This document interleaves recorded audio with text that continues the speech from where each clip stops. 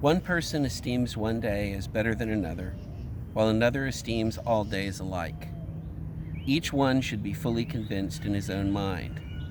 The one who observes the day observes it in honor of the Lord. That's Romans chapter 14, verses 5 and 6. Today's Friday before Palm Sunday, which is why I'm reading that verse, because Palm Sunday, it's not a day everybody observes. And I don't know how you feel about Palm Sunday. I get pretty excited about it. In fact, I want to show you this. This is the other reason I'm sitting here outside. These are my palm trees.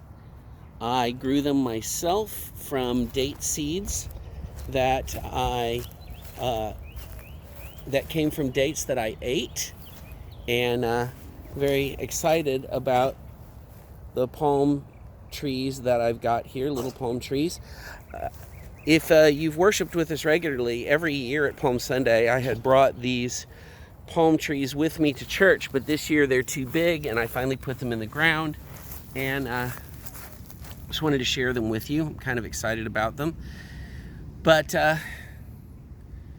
not everybody celebrates Palm Sunday, and some of you may not be feeling very much like observing a special day, especially one that's about excitement and hope. The things that are going on in our world they're kind of rough. And what I want to say is that's exactly why we need to celebrate. We need to celebrate in the face of despair. We need to celebrate in the face of the sense that some of us have that the world is spinning out of control. And what I'm going to do is Sunday morning, I'm going to come out here and I'm going to clip a few palm branches off my palm trees and bring them into the house with me and decorate with them for Palm Sunday. And I want to encourage you to do the same. If you have palm branches nearby, grab some. Ask permission first if they're not yours. But if you don't, then some other festive springtime greenery, some flowers or whatever you can come up with to decorate with, to remind yourself that springtime comes, that even when things are dark, that the sun comes back every year. And it's easy for us to get caught up in special days, and then we add special days to the calendar. That happened historically, and they were added to and added to and added to until you get to the place where, like Romeo and Juliet, you're celebrating an old accustomed feast, and it turns out that it's St. Swithin's Day. And if you make every day special, then you really make no day special. You're not demarcating sacred occasions. And I think demarcating sacred occasions is important because it gives us focused time to think about particular things. And Palm Sunday is a day that's about hope. And again, you may not be feeling very hopeful, but really what Palm Sunday is about is it's a day about the hope of hope. In the Bible, the whole idea of Messiah and the coming kingdom was referred to as the hope of Israel. And it was something that they looked forward to with a great deal of anticipation. And when Jesus comes riding into Jerusalem on the back of the donkey, the reason the people were waving palm branches was that hope of hope, that hope that the hope was real, was kindled in them.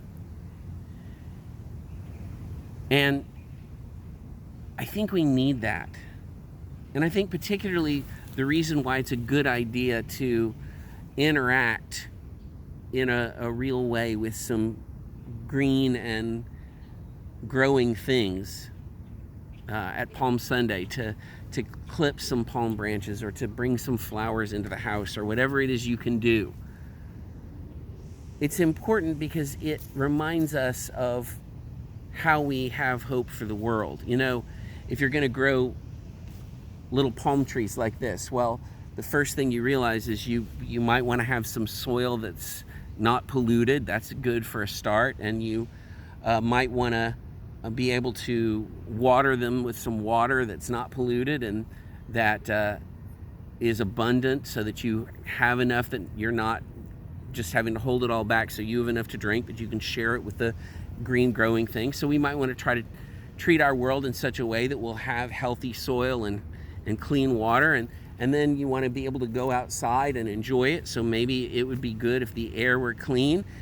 And the first thing you know, an entire theology of earthkeeping, that's the Christian name for it. You can call it ecology, or you can call it conservation, or whatever you want to call it.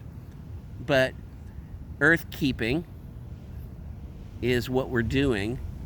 And the first thing you know, just the act of tending a palm tree so that you have palm branches spirals you into this entire idea of earthkeeping and trying to make sure that the earth is healthy, not only so that you can have palm branches this Palm Sunday, but next Palm Sunday and the next Palm Sunday and the next Palm Sunday, and for your grandchildren's Palm Sundays and their grandchildren's Palm Sundays if the Lord should tarry. And so then maybe you cherish your connection to the green earth and the clear air a little bit more. And you know, there's a place in the scriptures where when Jesus is riding there into Jerusalem, it's in the Gospel of Luke, the Pharisees don't like what's going on there, and they tell Jesus to quiet his disciples. And he says to them that if they are quiet, the stones will cry out. Well, you know, celebrating with the palm branches and the other green growing things is a way of including them in the celebration, so that along with us, nature rejoices at the coming of her King. That's all I wanted to say today. I hope that come Sunday morning, you'll be celebrating with some green growing things as well. And I'd love to see pictures of them. If you want to take some pictures and upload them for us, I'd love to see what you do. And I'd love to know about your participation. So that's it. I hope you stay healthy. I hope you know that we at Second Christian Church love you a lot. I hope to see you Sunday morning online.